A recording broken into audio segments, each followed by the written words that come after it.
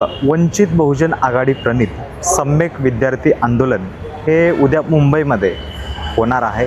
तर त्याच्या अनुषंगाने पुण्यामध्ये बरेचसे युवक हे या आंदोलन लीड करण्यासाठी उद्या 500 ते 1000च्या संख्येने जाणार आहे. तर नीटचा जो पेपर फुटलेला आहे तर त्याच्याबद्दलचं हे आंदोलन आहे. तर आपल्याला काय सांगता येईल काय नाही याच्याबद्दल आपण जाणून घेण्यासाठी इथे आलोत. पुणे स्टेशन डॉक्टर बाबासाहेब आंबेडकरांचा जो पुतळा आहे त्या ठिकाणी आपण इथं काही तरुण वगैरे आहेत आणि सम्यक विद्यार्थी आंदोलनाचे जे पुण्याचे जे कार्यकर्ते आहेत विद्यार्थी, तर त्यांचंसुद्धा आपण त्यांच्या मनामध्ये काय आहे नीटचा पेपरबद्दल, पेपर फुटतोय तर ह्या सगळ्या गोष्टीबद्दल आपण जाणून घेऊया या मित्रांकडून. तर स्वागत आहे आपलं. दादा, काय नाव आपलं? माझं अभिषेक कांबळे. ओके. तर अभिषेक दादा, आपलं स्वागत आहे. नीटचा पेपर फुटला आहे आणि हे पेपर जवळपास 2014 पासून फुटतोय आणि साधारण हा पेपर 80 ते 85 वेळेस फुटला आहे आत्तापर्यंत. काय सांगणार तुम्ही?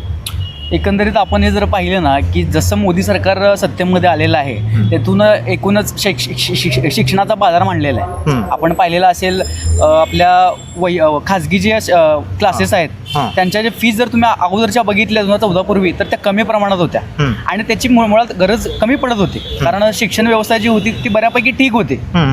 पण 2014 नंतर शैक्षणिक धोरण जी राबवली जात आहेत ना ते अत्यंत अशा आहेत की इथला जो बहुजन समाज आहे, इथला जो जास्तीत जास्त समाज शिकणारा कोण आहे तर आपण पाहतो की इथला बहुजन समाजच आहे जो सरकारी शाळांमध्ये म्हणा किंवा निम्न अनुदानित असेल अशा शाळांमध्ये कॉलेजांमध्ये शिकतो आणि त्यांचं कसं नुकसान होईल आणि आता ते पैशांची कमतरता असल्यामुळे ते खाजगी क्लासेस लावू शकत नाहीत. लावू शकतात कोण? सवर्ण लोक लावू शकतात. अर्थातच जे काय उच्चवर्णीय सो कॉल्ड आहेत ते लावू शकतात. मग अशा वेळी आपल्याला काय मुद्दा काय आहे की इथल्या जे गोरगरीब असतील किंवा एकूणच नीटसाठी जे विद्यार्थी पेपरला उमेदवार असतात त्यांना तो पेपर देताना अडचणी काय आहे की पेपर फुटी झाली, संपला ना सर विषय. एवढे 2 वर्षाची मेहनत असते, 11वी आणि 12वीचा अभ्यास करून नीटचा पेपर विद्यार्थी देतो आणि हा एवढा जी 2 वर्षाची जी मेहनत असते ती तिची पेपर फुटला, संपला ना विषय. जो पेपर घेऊ शकतो पैशाने विकत त्याचाच तो पेपर झाला आणि त्याचाच नंबर लागणार. पण जो ॲक्च्युअलमध्ये मेहनत घेतोय, कष्ट करतोय,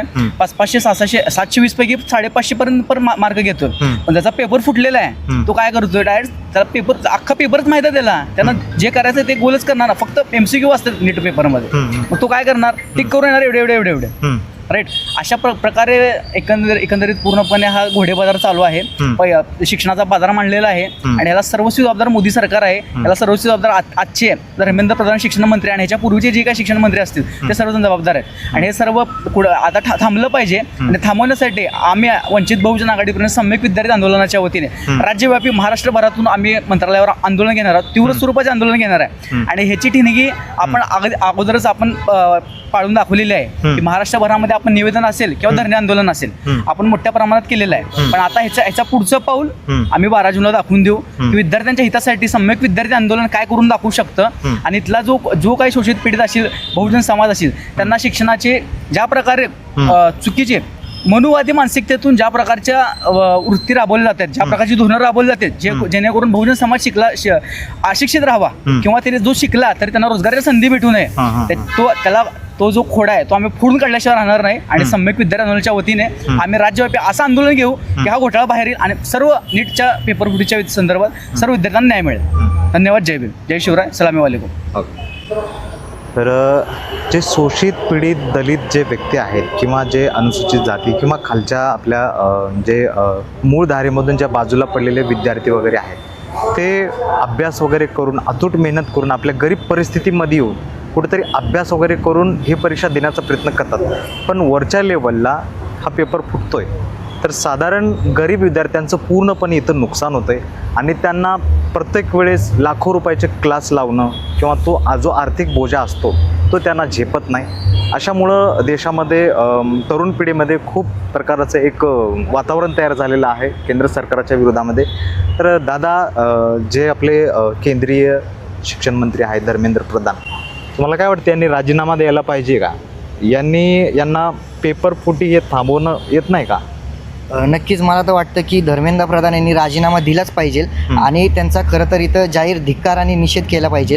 कारण पेपर फुटीची त्यांनी जबाबदारी स्वीकारली आणि स्वीकारून फक्त त्यांनी माफी मागितली. तर नुसतं माफी मागून चालणार नाही, तर त्यांनी इथं त्यांची जबाबदारी स्वीकारून त्यांनी माफी मागून त्यांचा अटल तिथं राजीनामा द्यायलाच पाहिजे. ही भूमिका वंचित बहुजन आघाडी प्रणित सम्यक विद्यार्थी आंदोलनाने घेतली आणि त्यामुळं दिनांक 12 जून 2026 रोजी मंत्रालयावर आम्ही सकाळी 11 वाजता खूप मोठं आक्रमक पद्धतीचं असं आंदोलन छेडणार आहे आणि धर्मेंद्र प्रधानना राजीनामा द्यावाच लागणार ही भूमिका आम्ही घेतलेली आहे. आणि जो तुमचा 12 जूनचा जो आंदोलन आहे मुंबईपासून 12 जूनपासून सुरुवात आहे, तर अजूनसुद्धा तरुण आपल्यासोबत आहेत, कार्यकर्ते आहेत, त्यांच्यासोबत बोलण्याचा प्रयत्न करूया.